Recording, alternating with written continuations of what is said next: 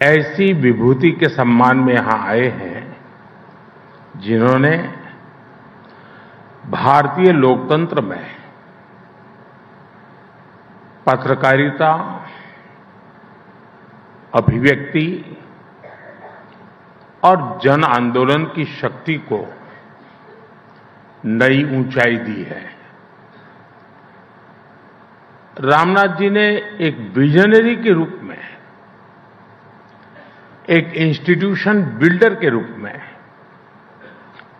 एक नेशनलिस्ट के रूप में और एक मीडिया लीडर के रूप में इंडियन एक्सप्रेस ग्रुप को सिर्फ एक अखबार नहीं बल्कि एक मिशन के रूप में भारत के लोगों के बीच स्थापित किया। उनके नेतृत्व में यह समूह भारत के लोकतांत्रिक मूल्यों और राष्ट्रीय हितों की आवाज बना। इसलिए 21वीं सदी के इस कालखंड में जब भारत विकसित होने के संकल्प के साथ आगे बढ़ रहा है तो रामनाथ जी की प्रतिबद्धता, उनके प्रयास, उनका विजन हमारी बहुत बड़ी प्रेरणा है। मैं इंडियन एक्सप्रेस ग्रुप का आभार व्यक्त करता हूं कि आपने मुझे इस व्याख्यान में आमंत्रित किया। मैं आप सभी का अभिनंदन करता हूं।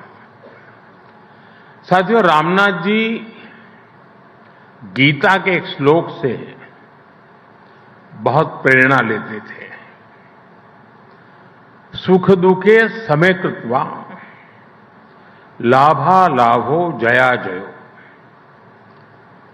ततो युद्धाय युजस्व नैवं पापम अव्याप्स्यसि। अर्थात सुख, दुख, लाभ, हानि और जय पराजय को समान भाव से देखकर कर्तव्य पालन के लिए युद्ध करो। ऐसा करने से तुम पाप के भागी नहीं बनोगे। रामनाथ जी आजादी के आंदोलन के समय कांग्रेस के समर्थक रहे, बाद में जनता पार्टी के भी समर्थक रहे, फिर जनसंघ के टिकट पर चुनाव भी लड़ा। विचारधारा कोई भी हो, उन्होंने देश हित को प्राथमिकता दी। जिन लोगों ने रामनाथ जी के साथ वर्षों तक काम किया है वो कितने ही किस्से बताते हैं जो रामनाथ जी ने उन्हें बताए थे। आजादी के बाद जब हैदराबाद और रजाकारों को उसके अत्याचार का विषय आया तो कैसे रामनाथ जी ने सरदार वल्लभ भाई पटेल की मदद की। 70 के दशक में जब बिहार में छात्र आंदोलन को नेतृत्व की जरूरत थी तो कैसे नानाजी देशमुख के साथ मिलकर रामनाथ जी ने जेपी को उस आंदोलन का नेतृत्व करने के लिए तैयार किया। इमरजेंसी के दौरान जब रामनाथ जी को इंदिरा गांधी के सबसे करीबी मंत्री ने बुलाकर धमकी दी कि मैं तुम्हें जेल में डाल दूंगा, तो इस धमकी के जवाब में रामनाथ जी ने पलटकर जो कहा था, ये सब इतिहास के छिपे हुए दस्तावेज हैं। कुछ बातें सार्वजनिक हुई, कुछ नहीं हुई हैं, लेकिन ये बातें बताती हैं कि रामनाथ जी ने हमेशा सत्य का साथ दिया, हमेशा कर्तव्य को सर्वोपरि रखा, भले ही सामने कितनी ही बड़ी ताकत क्यों न हो।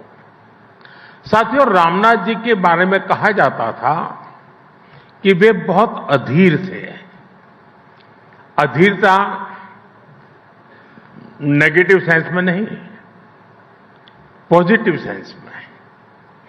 वो अधीरता जो परिवर्तन के लिए परिश्रम की पराकाष्ठा कराती है, वो अधीरता जो ठहरे हुए पानी में भी हलचल पैदा कर देती है, ठीक वैसे ही आज का भारत भी अधीर है।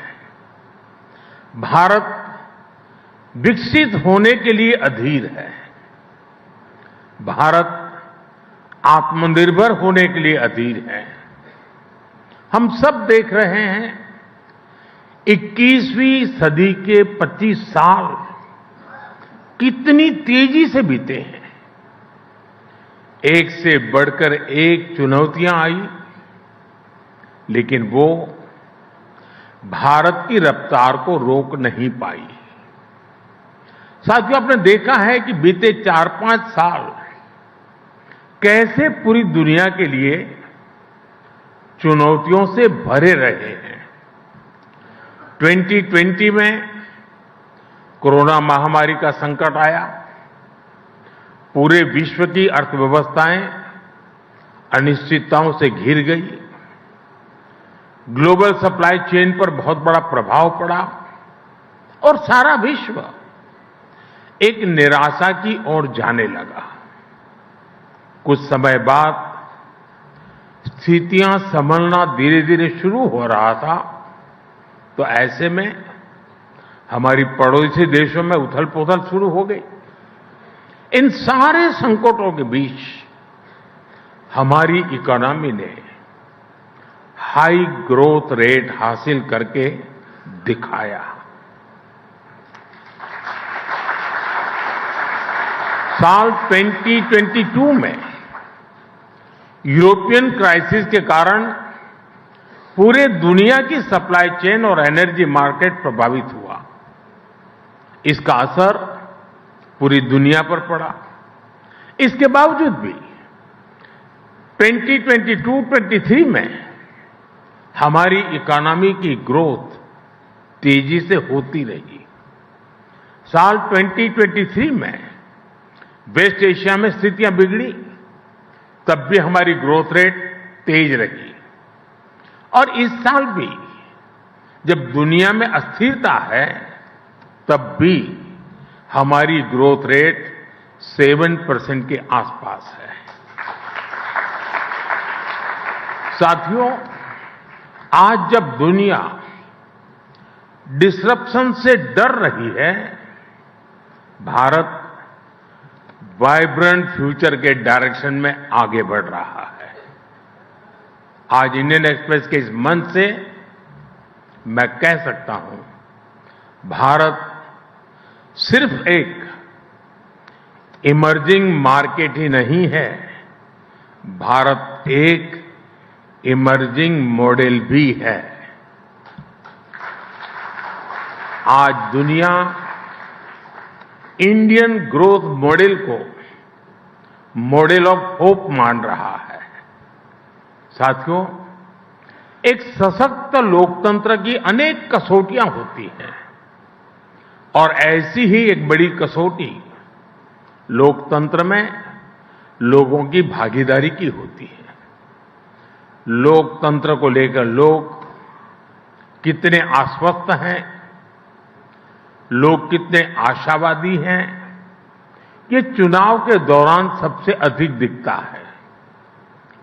अभी 14 नवंबर को जो नतीजे आए, वो आपको याद ही होंगे।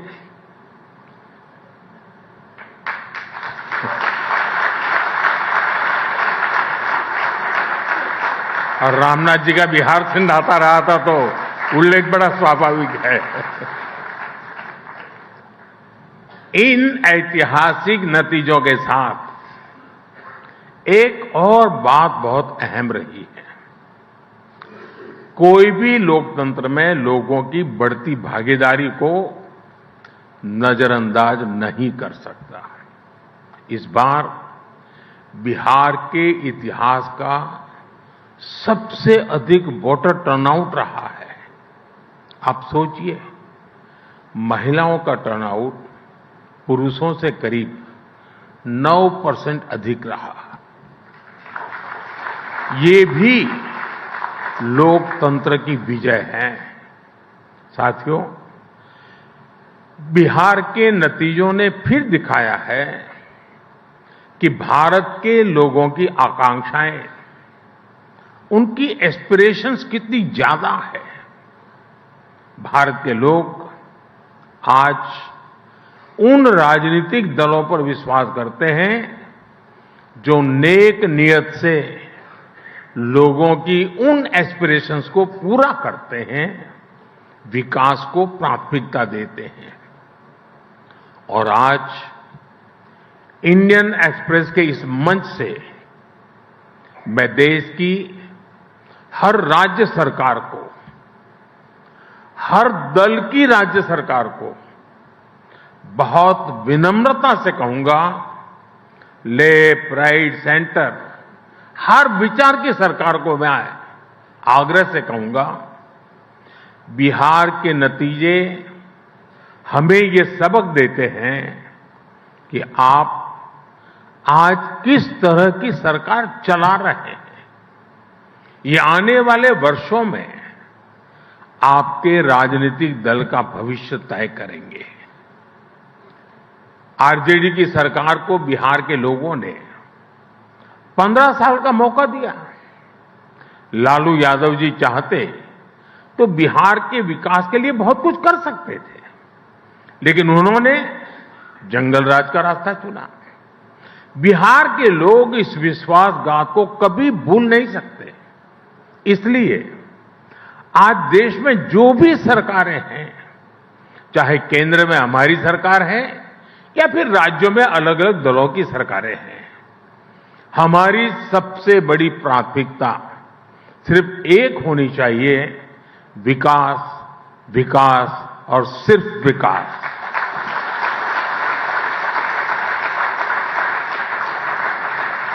और इसलिए मैं हर राज्य सरकार को कहता हूं, आप अपने यहां बेहतर इन्वेस्टमेंट का माहौल बनाने के लिए कंपटीशन करिए।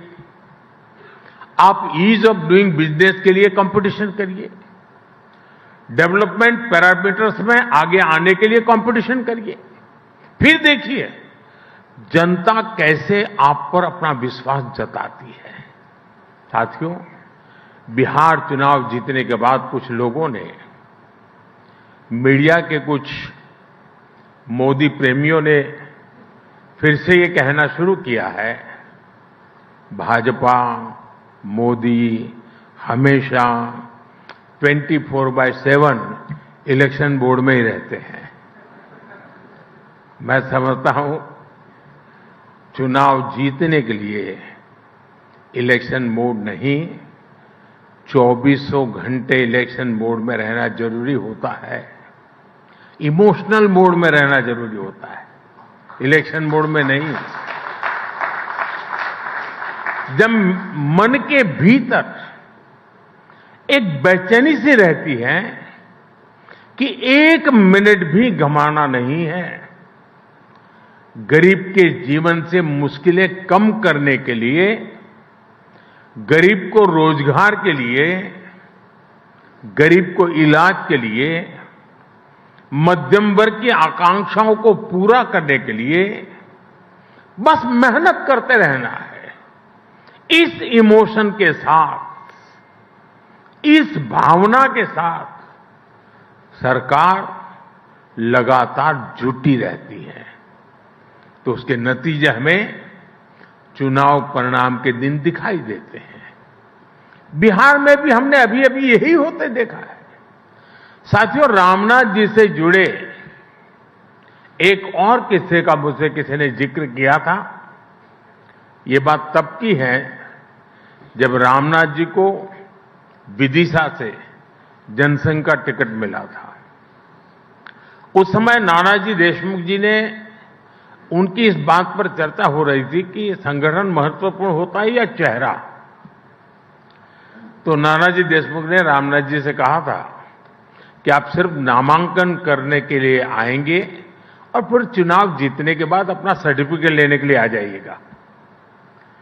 फिर नानाजी ने पार्टी कार्यकर्ताओं के बल पर रामनाथ जी का चुनाव लड़ा और उन्हें जिताकर दिखाया।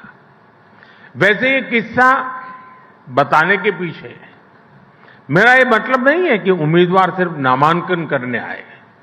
मेरा मकसद है भाजपा के अनगिनत कर्तव्यनिष्ठ कार्यकर्ताओं के समर्पण की ओर आपका ध्यान आकर्षित करना है। साथियों, भारतीय जनता पार्टी के लाखों करोड़ों कार्यकर्ताओं ने अपने पसीने से भाजपा की जड़ों को सींचा है और आज भी सींच रहे हैं। और इतना ही नहीं, केरला, पश्चिम बंगाल, जम्मू कश्मीर ऐसे कुछ राज्यों में हमारे सैकड़ों कार्यकर्ताओं ने अपने खून से भी भाजपा की जड़ों को सींचा है। जिस पार्टी के पास ऐसे समर्पित कार्यकर्ता हो, उनके लिए सिर्फ चुनाव जीतना ध्येय नहीं होता, बल्कि वो जनता का दिल जीतने के लिए सेवा भाव से उनके लिए निरंतर काम करते हैं। साथियों, देश के विकास के लिए बहुत जरूरी है कि विकास का लाभ सभी तक पहुंचे। दलित, पीड़ित, शोषित, वंचित सभी तक जब सरकारी योजनाओं का लाभ पहुंचता है तो सामाजिक न्याय सुनिश्चित होता है। लेकिन हमने देखा कि बीते दशकों में कैसे सामाजिक न्याय के नाम पर कुछ दलों, कुछ परिवारों ने अपना ही स्वार्थ सिद्ध किया है। साथियों, मुझे संतोष है कि आज देश सामाजिक न्याय को सच्चाई में बदलते देख रहा है। सच्चा सामाजिक न्याय क्या होता है, ये मैं आपको बताना चाहता हूं। 12 करोड़ शौचालयों के निर्माण का अभियान उन गरीब लोगों के जीवन में गरिमा लेकर के आया जो खुले में शौच के लिए मजबूर थे। 57 करोड़ जनधन बैंक खातों ने उन लोगों का फाइनेंशियल इंक्लूजन किया जिनको पहले की सरकारों ने एक बैंक खाते के लायक तक नहीं समझा था। 4 करोड़ गरीबों को पक्के घरों ने गरीबों को नए सपने देखने का साहस दिया, उनकी रिस्क टेकिंग कैपेसिटी बढ़ाई है। साथियों, बीते 11 वर्षों में सोशल सिक्योरिटी पर जो काम हुआ है वो अद्भुत है। आज भारत के करीब 94 करोड़ लोग सोशल सिक्योरिटी नेट के दायरे में आ चुके हैं। और आप जानते हैं 10 साल पहले क्या स्थिति थी? सिर्फ 25 करोड़ लोग सोशल सिक्योरिटी के दायरे में थे, आज 94 करोड़ हैं। यानी सिर्फ 25 करोड़ लोगों तक सरकार की सामाजिक सुरक्षा योजनाओं का लाभ पहुंच रहा था। अब ये संख्या बढ़कर 94 करोड़ पहुंच चुकी है। और यही तो सच्चा सामाजिक न्याय है। और हमने सोशल सिक्योरिटी नेट का दायरा ही नहीं बढ़ाया, हम लगातार सैचुरेशन के मिशन पर काम कर रहे हैं। यानी किसी भी योजना के लाभ से एक भी लाभार्थी छूटे नहीं। और जब कोई सरकार इस लक्ष्य के साथ काम करती है, हर लाभार्थी तक पहुंचना चाहती है, तो किसी भी तरह के भेदभाव की गुंजाइश भी खत्म हो जाती है। ऐसे ही प्रयासों की वजह से पिछले 11 साल में 25 करोड़ लोगों ने गरीबी को परास्त करके दिखाया है। और तभी आज दुनिया भी ये मान रही है डेमोक्रेसी डिलीवर्स। साथियों, मैं आपको एक और उदाहरण दूंगा। आप हमारे एस्पिरेशनल डिस्ट्रिक्ट प्रोग्राम का अध्ययन करिए। देश के 100 से अधिक जिले ऐसे थे जिन्हें पहले की सरकारें पिछड़ा घोषित करके भूल गई थी। सोचा जाता था कि यहां विकास करना बड़ा मुश्किल है। अब कौन सर खपाए ऐसे जिलों में? जब किसी अफसर को पनिशमेंट पोस्टिंग देनी होती थी तो उसे उन पिछड़े जिलों में भेज दिया जाता था कि जाओ वहीं रहो। आप जानते हैं इन पिछड़े जिलों में देश की कितनी आबादी रहती थी? देश के 25 करोड़ से ज्यादा नागरिक इन पिछड़े जिलों में रहते थे। साथियों, अगर ये पिछड़े जिले पिछड़े ही रहते तो भारत अगले 100 साल में भी विकसित नहीं हो पाता। इसलिए हमारी सरकार ने एक नई रणनीति के साथ काम करना शुरू किया। हमने राज्य सरकारों को ऑन बोर्ड लिया। कौन सा जिला किस डेवलपमेंट पैरामीटर में कितने पीछे हैं, उसकी स्टडी करके हर जिले के लिए एक अलग रणनीति बनाई। देश के बेहतरीन अफसरों को, ब्राइट और इनोवेटिव यंग माइंड्स को वहां नियुक्त किया। इन जिलों को पिछड़ा नहीं, एस्पिरेशनल माना।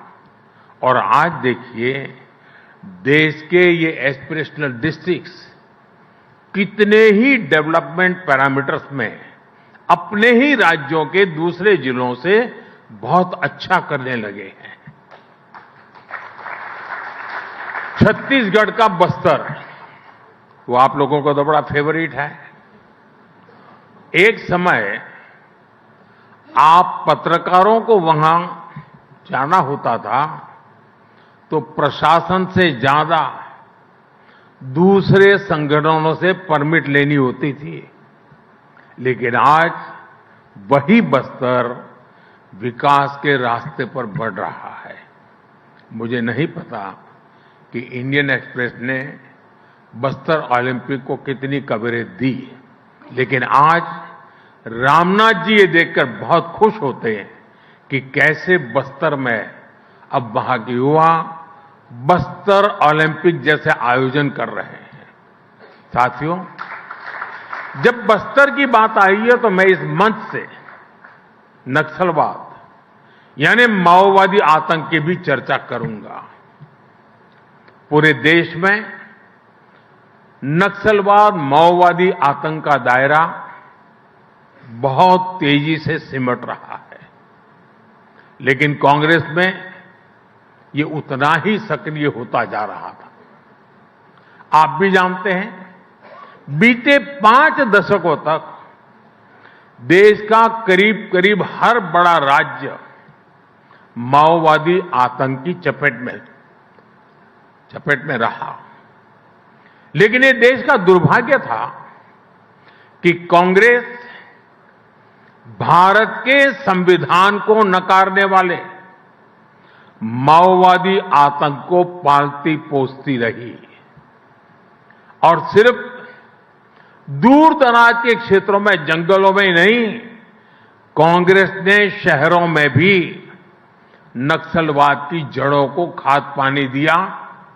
कांग्रेस ने बड़ी बड़ी संस्थाओं में अर्बन नक्सलियों को स्थापित किया। साथियों, 10-15 साल पहले कांग्रेस में जो अर्बन नक्सली माओवादी पैर जमा चुके थे, वो अब कांग्रेस को मुस्लिम लीगी माओवादी कांग्रेस एमएमसी बना चुके हैं। और मैं आज पूरी जिम्मेदारी से कहूंगा कि मुस्लिम लीगी माओवादी कांग्रेस अपने स्वार्थ में देश हित को तिलांजलि दे चुकी है। आज की मुस्लिम लीगी माओवादी कांग्रेस देश की एकता के सामने बहुत बड़ा खतरा बनती जा रही है। साथियों, आज जब भारत विकसित बनने की एक नई यात्रा पर निकल पड़ा है, तो रामनाथ गोयनका जी की विरासत और भी प्रासंगिक है। रामनाथ जी ने अंग्रेजों की गुलामी से डटकर टक्कर ली। उन्होंने अपने एक संपादकीय में लिखा था, मैं अंग्रेजों के आदर्श पर अमल करने के बजाय अखबार बंद करना पसंद करूंगा। इसी तरह जब इमरजेंसी के रूप में देश को गुलाम बनाने की एक और कोशिश हुई, तब भी रामनाथ जी डटकर खड़े हो गए थे। और ये वर्ष तो इमरजेंसी के 50 वर्ष पूरे होने का भी है। और इंडियन एक्सप्रेस ने 50 वर्ष पहले दिखाया है कि ब्लैंक एडिटोरियल भी जनता को गुलाम बनाने वाली मानसिकता को चुनौती दे सकते हैं। साथियों, मैं गुलामी की मानसिकता से मुक्ति के इस विषय पर भी विस्तार से अपनी बात रखूंगा, लेकिन इसके लिए हमें 190 इयर्स पीछे जाना पड़ेगा। 1857 के स्वतंत्रता संग्राम से भी पहले वो साल था 1835। 1835 में ब्रिटिश सांसद थॉमस बेबिंगटन मैकाले ने भारत को अपनी जड़ों से उखाड़ने के लिए एक बहुत बड़ा अभियान शुरू किया था। उसने ऐलान किया था, मैं ऐसे भारतीय बनाऊंगा, वो दिखने में तो भारतीय होंगे लेकिन मन से अंग्रेज होंगे। और इसके लिए मैकाले ने भारतीय शिक्षा व्यवस्था में आमूलचूल परिवर्तन नहीं बल्कि उसका समूल नाश कर दिया। खुद गांधी जी ने भी कहा था कि भारत की प्राचीन शिक्षा व्यवस्था एक सुंदर वृक्ष थी जिसे जड़ से हटाकर नष्ट कर दिया। साथियों, भारत की शिक्षा व्यवस्था में हमें अपनी संस्कृति पर गर्व करना सिखाया जाता था। भारत की शिक्षा व्यवस्था में पढ़ाई के साथ ही कौशल पर भी उतना ही जोर था। इसलिए मैकाले ने भारत की शिक्षा व्यवस्था की कमर तोड़ने की ठानी और उसमें सफल भी रहा। मैकाले ने यह सुनिश्चित किया कि उस दौर में ब्रिटिश भाषा, ब्रिटिश सोच को ज्यादा मान्यता मिले और उसका खामियाजा भारत ने आने वाली सदियों में उठाया। साथियों, मैकाले ने हमारे आत्मविश्वास को तोड़ दिया, हमारे भीतरहीन भावना का संचार किया। मैकाले ने एक झटके में हजारों वर्षों के हमारे ज्ञान विज्ञान को, हमारी कला संस्कृति को, हमारी पूरी जीवन शैली को ही कूड़ेदान में फेंक दिया था। वहीं पर वो बीज पड़े कि भारतीयों को अगर आगे बढ़ना है, अगर कुछ बड़ा करना है तो विदेशी तौर तरीकों से ही करना होगा। और ये जो भाव था वो आजादी मिलने के बाद भी और पुख्ता हुआ। हमारी एजुकेशन, हमारी इकोनॉमी, हमारी समाज के एस्पिरेशन सब कुछ विदेशों के साथ जुड़ गई। जो अपना है उस पर गौरव करने का भाव कम होता गया। गांधी जी ने जिस स्वदेशी को आजादी का आधार बनाया था उसको पूछने वाला ही कोई नहीं रहा। हम गवर्नेंस के मॉडल विदेश में खोजने लगे। हम इनोवेशन के लिए विदेश की तरफ देखने लगे। यही मानसिकता रही जिसकी वजह से इंपोर्टेड आइडिया, इंपोर्टेड सामान और सर्विस सभी को श्रेष्ठ मानने की प्रवृत्ति समाज में स्थापित हो गई। साथियों, जब आप अपने देश को सम्मान नहीं देते हैं तो आप स्वदेशी इकोसिस्टम को नकारते हैं। Made in India manufacturing ecosystem को नकारते हैं। मैं आपको एक और उदाहरण टूरिज्म की बात करता हूं। आप देखेंगे कि जिस भी देश में टूरिज्म फला फूला वो देश वहां के लोगों को अपनी ऐतिहासिक विरासत पर गर्व करते हैं। हमारे यहां इसका उल्टा ही हुआ। भारत में आजादी के बाद अपनी विरासत को दुत्कारने के ही प्रयास हुए। जब अपनी विरासत पर गर्व नहीं होगा तो उसका संरक्षण भी नहीं होगा। जब संरक्षण नहीं होगा तो हम उसको ईंट पत्थर के खंडहरों की तरह ही ट्रीट करते रहेंगे।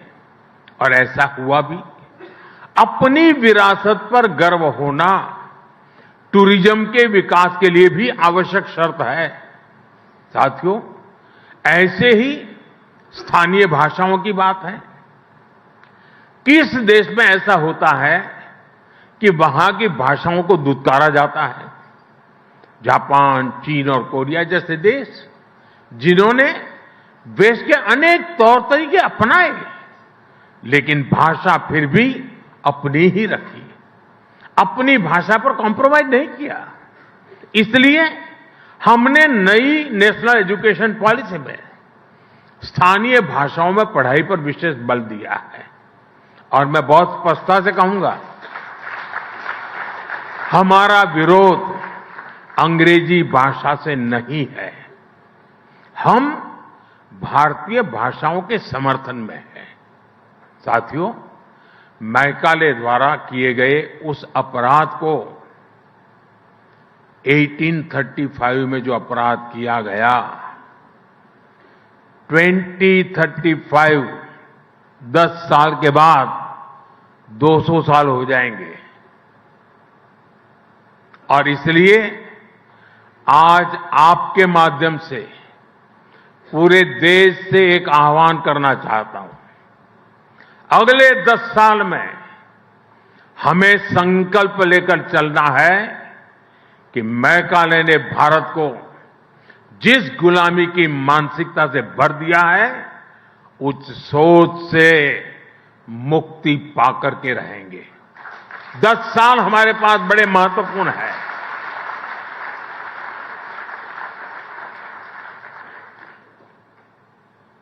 मुझे याद है एक छोटी घटना।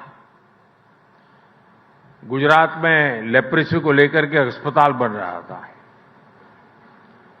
तो वो सारे लोग महात्मा गांधी जी से मिले उसके उद्घाटन के लिए। तो महात्मा जी ने कहा कि मैं लेप्रेसी के अस्पताल के उद्घाटन के पक्ष में नहीं हूं, मैं नहीं आऊंगा, लेकिन ताला लगाना है, उस दिन मुझे बुलाना, मैं ताला लगाने आऊंगा।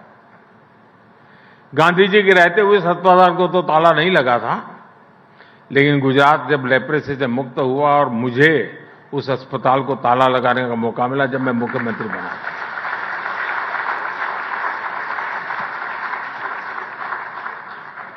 1835 से शुरू हुई यात्रा 2035 तक हमें खत्म करके रहना है। जी, गांधी जी का जैसे सपना था कि मैं ताला लगाऊंगा, मेरा भी सपना है कि हम ताला लगाएंगे।